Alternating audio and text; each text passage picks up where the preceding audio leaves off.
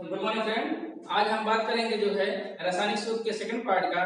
इसके पहले हम 50 से 60 रासायनिक यौगों के सूत्रों का अध्ययन कर चुके हैं।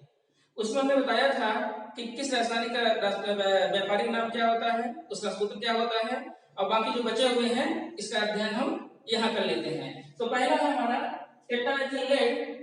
ये है टेट्राएथिल लेड का सूत्र, जिसमें एथिल 4 है, इसलिए इसे कहा जाता है टेट्राएथिल। ये है लेड, तो इसका नाम है टेट्राएथिल लेड। C2H5 का होल 4 Pb, तो कहते हैं टेट्राएथिल लेड, जो कि एंटी नॉकिंग के सब्सटेंस के रूप में प्रयोग किया जाता था इंजनों में जो है। तो दूसरा है लेड एसीटेट। लेड एसीटेट का सूत्र है CH3CO का whole twice Pb। Lead acetate का सूत्र है CH3CO का होल ट्वाइस Pb। इसके पहले वीडियो में यहाँ पे जो ट्वाइस है उसके जगह वो गलती से 4 हो गया है, आप लोग उसको सही कर लीजिए। इसके बाद है क्रायोलाइट। इसका सूत्र होता है Na3AlF6। ये जो होता है सोडियम हो गया, एल्युमिनियम हो गया, क्लोरीन हो गया, इसके अयस्क के रूप में कार्य करता है। और क्रायोलाइट जो होता है Na3AlF6 का क्रायोलाइट कहते हैं। इसके बाद बोरेक्स है। बोरेक्स का जो है व्यापारिक नाम है सुहागा। इसका व्यापारिक नाम है सुहागा। एग्जाम में जो पूछता है ये बोरेक्स के नाम से भी पूछेगा और सुहागे के नाम से भी पूछेगा कि बोरेक्स का सूत्र क्या होता है, या फिर ये पूछ लेगा सुहागा का क्या सूत्र होता है। तो दोनों का होगा Na2B4O7 into 10H2O।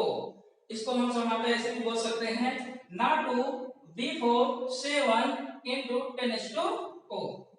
तो बोरेक्स और सुहागे का सूत्र होता है Na2B4O7 into 10H2O। इसके बाद बात करते हैं बॉक्साइट का। बॉक्साइट एक बहुत ही महत्वपूर्ण अयस्क है एल्युमिनियम का।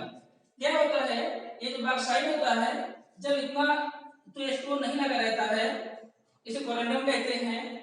जब ये H2O लग जाता है ये बॉक्साइट का सूत्र हो जाता है, जो कि एल्युमिनियम का एक बहुत ही महत्वपूर्ण स्रोत है, अयस्क है।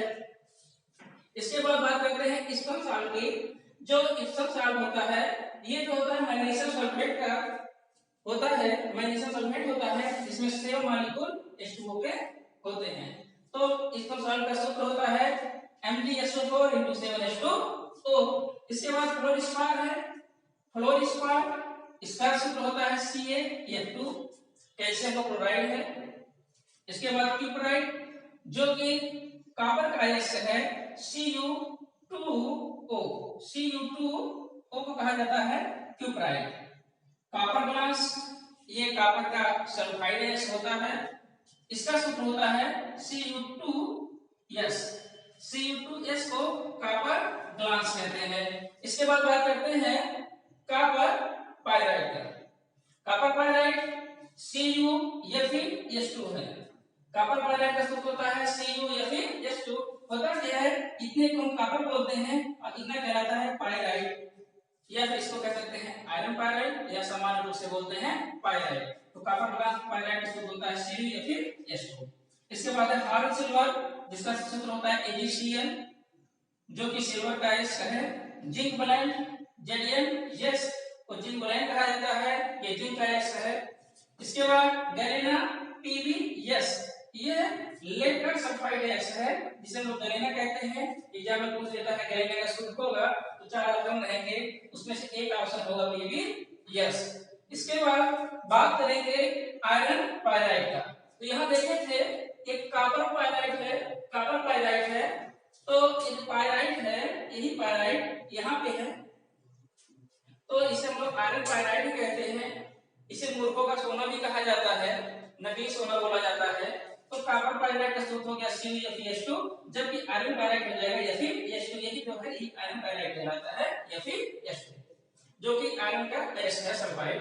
इसके बाद पिटलैंड, ये एक जो है रेडियोएक्टिव जो एलिमेंट है यूरेनियम, उसका अयस्क है, उसका अयस्क है U3O8। पिटलैंड का सूत्र होता है U3O8। पूछा जाता है यूरेनियम का अयस्क का नाम कि पिटलैंड किसका अयस्क है, तो आप बताएंगे यूरेनियम का अयस्क है, और इसका सूत्र क्या होता है U3O8। इसके बाद बोरेन हो गया, ये बोरेन के हाइड्राइड होते हैं BH3 इसका सूत्र होता है। अगर पूछे डाई बोरेन, बोरेन का जैसे डबल हो जाता है, जैसे कहेंगे डाई बोरेन, डाई मिक्स होता है 2, तो इसका जब डबल हो जाएगा 2 हो जाएगा B2, ये यहाँ 3 था, यहाँ डबल हो जाएगा 6, B2H6 को कहते हैं डाई बोरेन। क्या कहते हैं? Diborane. तो B2H6 को कहेंगे डाई बोरेन। इसके बाद कार्नेलाइट, ये जो है पोटेशियम मैग्नीशियम का एस्टर है। कार्नेलाइट का सूत्र होता है KCl NaCl2 6H2O को कार्नेलाइट कहते हैं।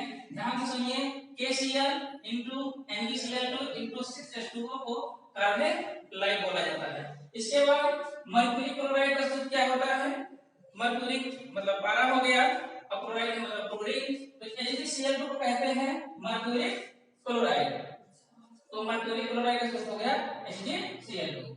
इसके बाद कैल्शियम कार्बाइड CaC2 सूत्र है कैल्शियम कार्बाइड का। ये जो होता है वेल्डिंग बनाने वाले पदार्थों के रूप में इस्तेमाल किया जाता है।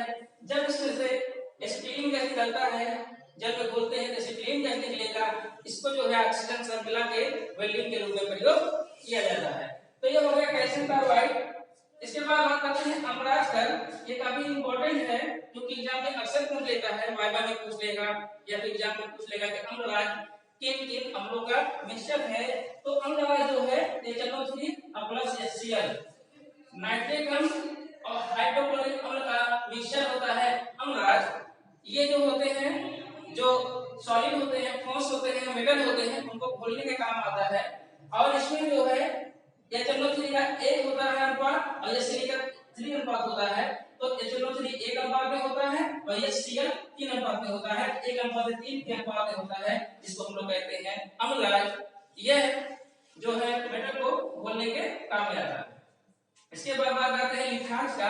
ये जो होता है लेड का ऑक्साइड होता है, जिसका सूत्र होता है PbO, लिथाज PbO। इसके बाद लाल सिंदूर का सूत्र होता है Pb3O4, लाल सिंदूर का सूत्र होता है Pb3O4।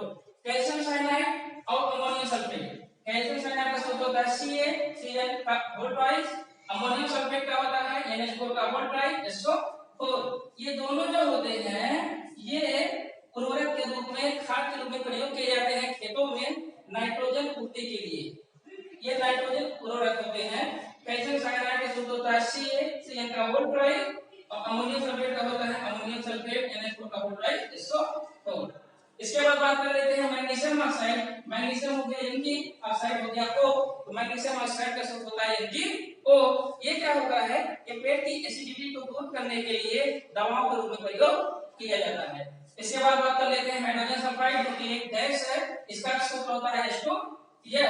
इसके बाद बात करते हैं सफेद लेड। सफेद लेड का सूत्र होता है 2PbCO3 PbOH का होल ट्वाइस, 2PbCO3 PbOH का होल ट्वाइस कहते हैं सफेद लेड। इसके बाद हम मार्क्स गैस, मीथेन का सूत्र है CH4। फास्फोरस का सूत्र होता है P4। फास्फोरस के दो ग्रुप होते हैं प्रकृति में, एक होता है सफेद फास्फोरस, एक होता है लाल फास्फोरस। सफेद फास्फोरस ज्यादा क्रियाशील होता है, पानी में रखा जाता है, अगर इसको हवा में रख देंगे तो आग लग जाएगा। और लाल फास्फोरस कम क्रियाशील होता है, माचिस की डिबिया और तीली पे प्रयोग किया जाता है। इसके बाद बात करते हैं फास्फोरस पेंटाऑक्साइड, P2O5 को फास्फोरस पेंटाऑक्साइड कहते हैं, क्योंकि यहाँ 5 ऑक्साइड है इसलिए यहाँ लिखते हैं पेंटा। पेंटा मिस होता है 5, पेंटा मिस क्या होता है 5, इसको हम नॉमेनक्लेचर में समझाएंगे आप लोगों को। इसके बाद बात करते हैं कैल्शियम फास्फेट, जिसका सूत्र होता है Ca3PO4 का होल ट्वाइस, तो कहते हैं कैल्शियम फास्फेट।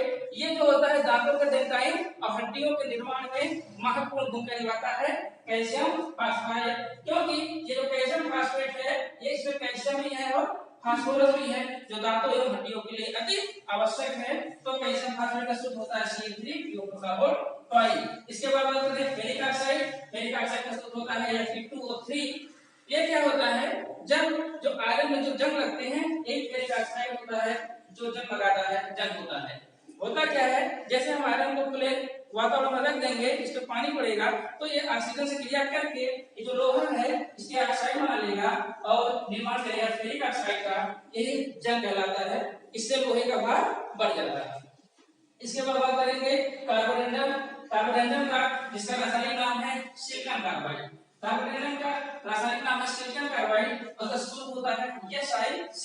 Si हो गया सिलिकॉन, C हो गया कार्बाइड, तो सिलिकॉन कार्बाइड को कहा जाता है कार्बोरेंडम। इसके बाद बात कर लेते हैं बोरिक अम्ल का, जो कि बोरान का एक अम्ल है, ये BO3, इसे कहते हैं बोरिक अम्ल। तो इससे पहले हमने 50-60 जो है सूत्रों की बात किया था। अब एक हो गया कुल मिला के लगभग इनऑर्गेनिक में जो है इतना पर्याप्त है एग्जाम के लिए भी और इनऑर्गेनिक केमिस्ट्री पढ़ने के लिए भी। इसके बाद हम बात करेंगे एलिमेंट के बारे में, कौन कौन से तत्व हैं, hydrogen, helium, lithium, beryllium, boron, carbon. और तो इसके बाद जो है इलेक्ट्रॉनिक विन्यास की बात करेंगे, कैसे इलेक्ट्रॉनिक विन्यास होता है, परमाणु संरचना समझेंगे, उसमें सेल सबसे अच्छा क्या होते हैं। तो आप इसका एक स्क्रीनशॉट ले लीजिए और इसको याद कर डालिए, क्योंकि अगर ये याद रहेगा तो इनऑर्गेनिक केमिस्ट्री पढ़ने में बहुत ही मजा भी आएगा और आसान भी हो जाएगा। तो धन्यवाद, आप लोग इसका एक स्क्रीनशॉट ले लीजिए।